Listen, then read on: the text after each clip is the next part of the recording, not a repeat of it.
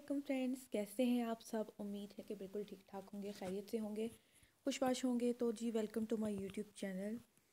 اور آج ہم بات کریں گے، جیسے کہ آپ سب کو تو پتہ ہی ہے کہ مغل سلطنت اور بر صغیر میں مسلمانوں کے دور حکومت کی بات ہو تو مغل سلطنت کا نام سب سے پہلے ذہن میں آتا ہے۔ اور جب مغل سلطنت کا نام آتا ہے تو مغل سلطنت کی تاریخ اکبر بادشاہ کے بغیر تو ممکن کمپلیٹ ہونا ممکن ہی نہیں ہے۔ تو جی اکبر بادشاہ کے دور حکومت میں جو چیز سب سے زیادہ یاد کی جاتی ہے وہ اس کے 9 رتن ہے۔ 9 رتن سے مراد اس کے 9 خاص مشیر تھے جن کا مختلف کارنامے تھے، اپنی اپنی جگہ پہ جو 9 کے 9 تھے وہ بہت ہی مشہور قابل تھے اور اس کے بہت زیادہ پسندیدہ تھے، اور اس کے دور حکومت میں ان کے بہت سارے کارنامے تھے، تو اس لیے ان کو اکبر بادشاہ کے 9 رتن کہا جاتا ہے۔ اب ان میں کون کون سے رتن شامل تھے، یہ ہم ایک بک ہے اکبر بادشاہ کے 9 رتن کے نام سے، جس میں شہنشاہ ہند اکبر اعظم کے 9 رتنوں کا مکمل احوال ہے کہ جن کے بغیر ہندوستان کی تاریخ ادھوری ہے۔ اور اس کے جو رائٹر ہیں وہ امیر علی خان صاحب ہیں، اور یہ بک 2006 میں لکھی گئی تھی۔ میں اتنی ڈیٹیل میں تو نہیں اس کو پڑھوں گی، لیکن میں آپ کو چیدہ چیدہ تمام رتنوں کے بارے میں بتاتی رہوں گی۔ آج سب سے پہلے کہ جی کون کون سے ان کے رتن تھے۔ سب سے پہلے اور جو سب سے مشہور ہیں وہ بیربل، اور یہ بات یاد رکھیں یہ جو 9 کے 9 مشیر تھے یہ مختلف مذاہب سے تھے، کیونکہ اکبر بادشاہ نے جو ہے دین الہی، ویسے تو وہ مسلمان تھا لیکن اس نے دین الہی بھی متعارف کروایا تھا، اس میں تمام مذاہب ہندو مسلمان سب ایک برابر تھے، تو اس کے دربار میں ہندو بہت بڑی تعداد میں شامل تھے۔ تو جو سب سے پہلا رتن ہے وہ ہے بیربل، جو کہ ہندو مذہب سے تعلق رکھتا تھا۔ پھر آتے ہیں شیخ مبارک، وہ مسلمان تھے۔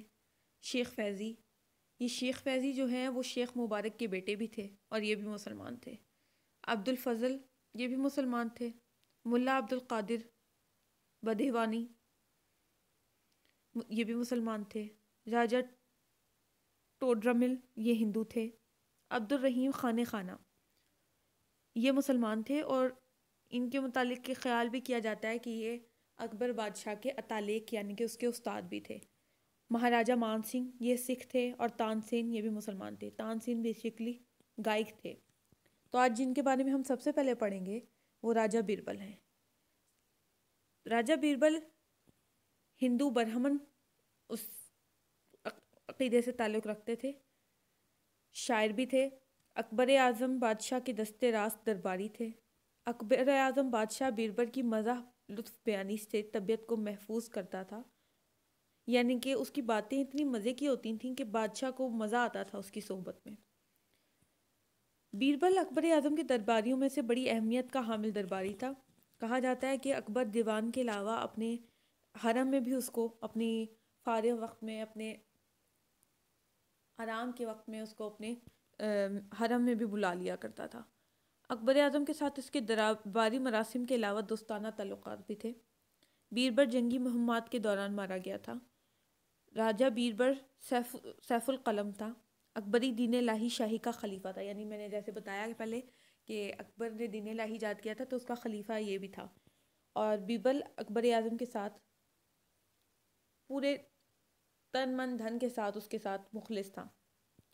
اور کہا جاتا ہے کہ جب یہ جنگی مہم میں مارا گیا تو اکبر نے 2 دن اور 2 رات نہ کچھ کھایا تھا اور نہ پیا تھا، تو ان کے مطلب اس قدر ایک دوسرے سے قرابت آ رہی تھی۔ اب اس کا جو اس کی پیدائش اور اس کے تمام تھوڑے سے احوال ہیں اس پہ نظر ڈال لیتے ہیں۔ پیدائش اس کی ہوئی تھی کاپسی، یہ ہندوستان کا علاقہ ہے۔ نام اصل میں ان کا مہیش درس تھا۔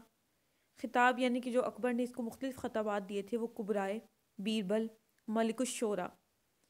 تخلص اس کا برہیہ تھا۔ مذہب یہ ہندو برہمن تھا۔ سالی ملامت یعنی کہ جب کب اکبر بادشاہ کی ملازمت میں آیا تو یہ 1562 عیسوی میں آیا تھا، اور اس نے کتنے سال وہاں کام کیا تو یہ 36 سال اس نے اکبر کے دربار میں کام کیا۔ وفات اس کی 9 فروری 1586 ہے، اور اس کو کس زبان پر مہارت حاصل تھی تو یہ سنسکرت زبان پر کا ماہر تھا۔ اس کا جو آبائی وطن وہ کاپسی ہندوستان تھا۔ اس کا بیربل کا اعزازی منصب بھی تھا کہ وہ 200 گھوڑوں کی حفاظت کرتا تھا۔ آغاز میں اس کا یہی منصب تھا۔ مقبرہ کسی جگہ پر نہیں ہے، کیونکہ کہا جاتا ہے کہ جس مہم میں یہ مارا گیا تھا وہ اس میں اس کا کوئی لاش یا کوئی چیز نہیں ملی تھی کہ جو اس کی ہندو مذہب کے عقیدے کے طرح اس کے رسومات ادا کی جا سکتی۔ اور بادشاہ کا سوگ یہ تھا کہ اس نے 2 دن تک نہ کچھ کھایا تھا اور نہ ہی وہ دربار میں آیا تھا۔ تو آج کے لیے بس اتنا ہی، امید ہے آپ کو پسند آئے گا۔ اگلی ویڈیو میں ملیں گے۔ اللہ حافظ۔